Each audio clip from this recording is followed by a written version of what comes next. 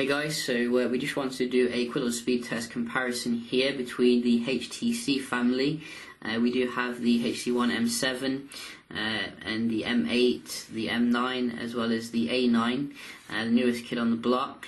This is actually a new M9 as well because I kind of dropped my silver one and basically need to get it repaired, so very nice excuse to get a gold one, which I think I've had every colour M9 now, grey, silver, now gold. We wanted to see how this new one stacked up against these, so we're just going to start them up at roughly the same kind of time. Obviously the difficulty here is that they all have different positioning when it comes to the power button, which is very annoying really, but hopefully we can get them started up near the same time kind of thing. So 3, 2, 1, let's go.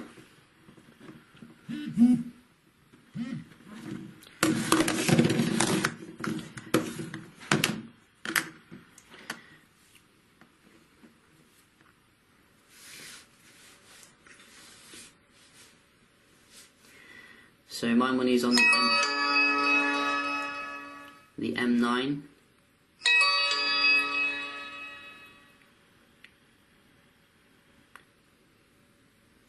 See that AMOLED flicker. Wow, we do have the Marshmallow running M8 leading the pack. Oh, very close with the A9 and the M9. Not a huge difference. M9 still on Lollipop, I think, as well as the M7. So we're still looking for the Marshmallow update, but it should be coming down quite soon apparently for the M9. But you can see they all look similar nevertheless in terms of the actual software. Very nice sense user interface with all of them. So first things first, I wanted to see the benchmark speed test performance here on the Antutu. So we're just going to run off basically the newest Antutu here, so we can see how it is. And for those who are not interested in specs, you can see we do have very different processors here. Snapdragon 600 I think, Snapdragon 617, Snapdragon 801 and Snapdragon 810 I think. So nice mixture here. You can definitely see a difference in terms of the performance, with the M7 really struggling.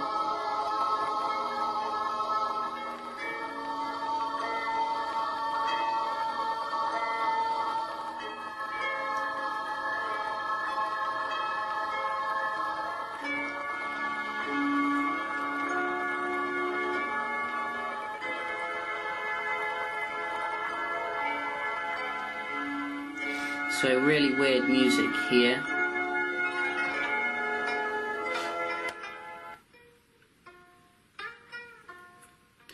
But the M8 seems to be doing very well. You can see nice and smooth.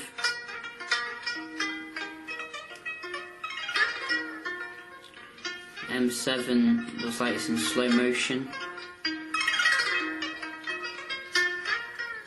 And the A9, not the smoothest. Definitely M8 and M9 here with this test.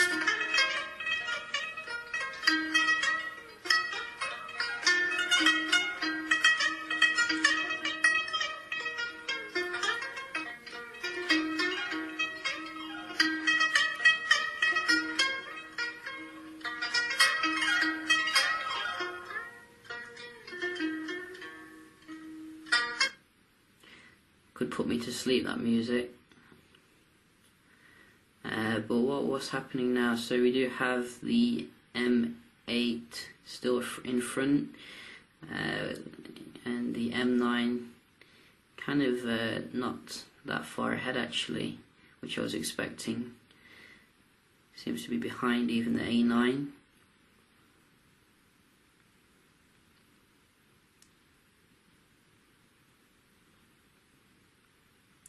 So I'm just going to fast forward the video, I think, until the end, because I think it's dragging on a little bit. So I think we're coming to the end now, and I've got to say the new Antutus takes ages to complete.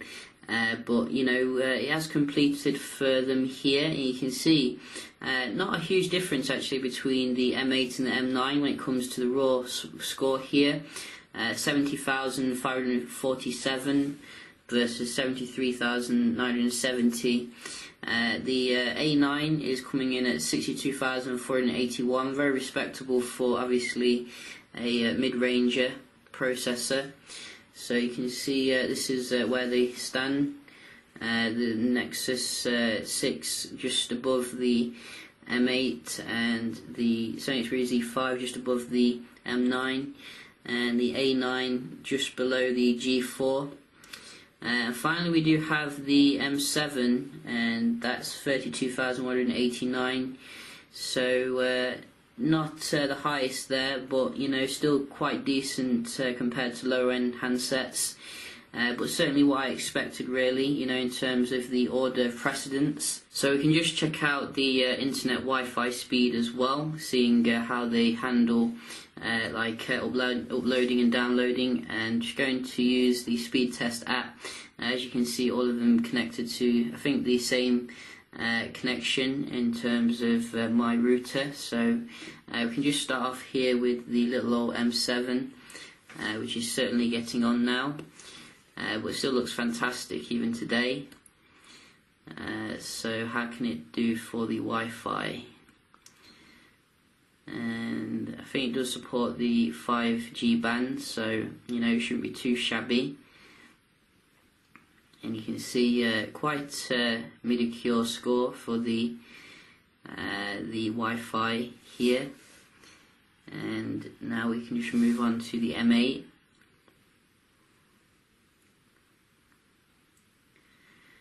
Which again, very mediocre here. Perhaps too mediocre if you ask me. Definitely on the right one. Which one am I connected to? Yeah. So very poor when it came to the M8. So better on the M7. And the M9.